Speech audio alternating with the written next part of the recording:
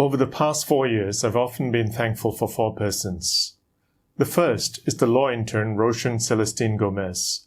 Roshan witnessed the abduction of Raymond Koh. He took time out of his busy day to go and make a police report. He took the time to wait at the police station for his statement to be recorded. Thanks to his report, the local police swung into action and began investigating the abduction. Despite his car being broken into while parked away from his home, his bag being taken, and then mysteriously returned at his home, he testified bravely and openly at the Suhakam inquiry. If not for Roshan, we may never know how Raymond disappeared. The second is a person or persons whose identity remains unknown. This person used the CCTV recordings of Raymond's abduction and made the 3-minute annotated video clip which went viral after it was published by The Star. Now we can all say 7, 15, 40 and be understood as meaning 7 vehicles, 15 persons and 14 seconds. If not for this unknown person, the abduction of Raymond would not have become a national issue. The third is a security guard, Yusri Khalid. Though it was a rainy night, Yusri and his colleagues responded to a vehicle which they saw leaving a wooded area suspiciously.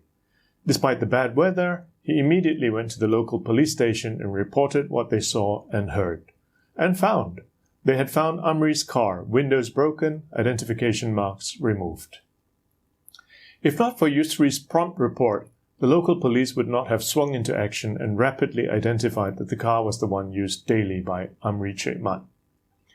The fourth is a member of the Special Branch, Sergeant Shamzaini. In a fit of remorse over wrongdoing in the police force, in the dark of night, he revealed critical information to Amri's wife. Thanks to the information he gave, Suhakam could draw a very credible conclusion. Sadly, and most likely due to pressure from his superiors and peers, Shamzaini retracted his statement. Despite this, I'm thankful for him. It's to be noted that although he perjured himself, it seems he has not been the subject of any disciplinary action or criminal prosecution. Roshan and Yusri believed we have a criminal justice system in Malaysia. The right thing to do if we suspect a crime has been committed is to make a police report and to cooperate with the police in the subsequent investigation. We expect the police to investigate. We expect the Attorney General to prosecute.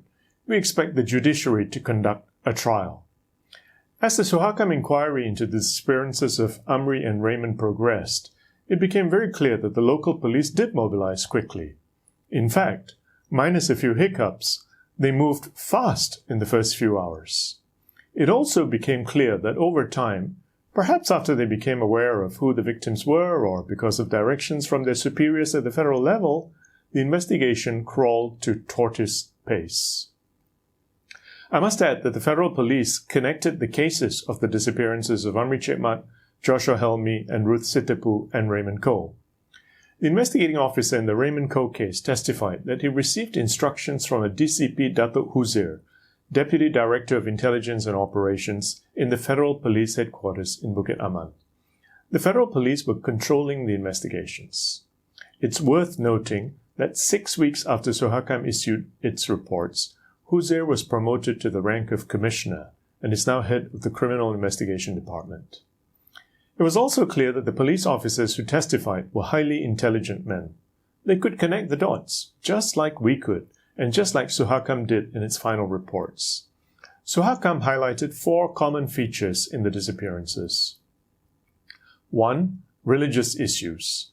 Amri and Raymond were members of minority expressions of faith, involved in doing charity work, which the state felt was being used as a pretext for conversion.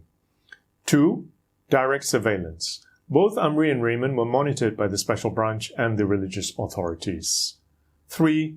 Similar modus operandi.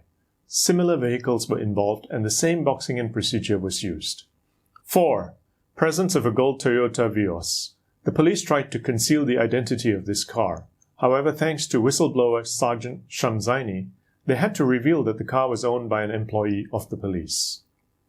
Those of us who watched as police officers were questioned during the Suhakam inquiry began to conclude that some police witnesses themselves believed police were somehow involved in the abductions. So we were not surprised when Suhakam concluded that the Special Branch did it. It's now 22 months since Suhakam issued its findings. It's now 20 months since a so-called investigation task force was formed by the then Home Minister Muhyiddin Yassin. From the beginning we said it's a bogus task force. Its members were initially all males, all Muslims. This, in a case which clearly involved Muslim elements. 2 of its members were police officers, 1 retired, 1 serving. Dato Mokhtar was the officer commanding the officers who represented the police during the inquiry. To his credit, in response to public clamour, Mokhtar resigned. Dato Amri is the head of JIPS, the Integrity, Standards and Compliance Unit of the police force. This is one of the units of the police which ought to be investigated by the task force. However, despite the clear conflict of interest and public clamour, Amri did not resign. The person appointed chairman of the task force is a High Court judge who retired early. Dato Abdul Rahim Uda was the judge who upheld the coroner's open verdict in the Teo Beng Hock case, a verdict which was later overturned by a panel of Court of Appeal judges, including Dato Ma Weng Kwai, the chairman of the Suhakam panel of inquiry.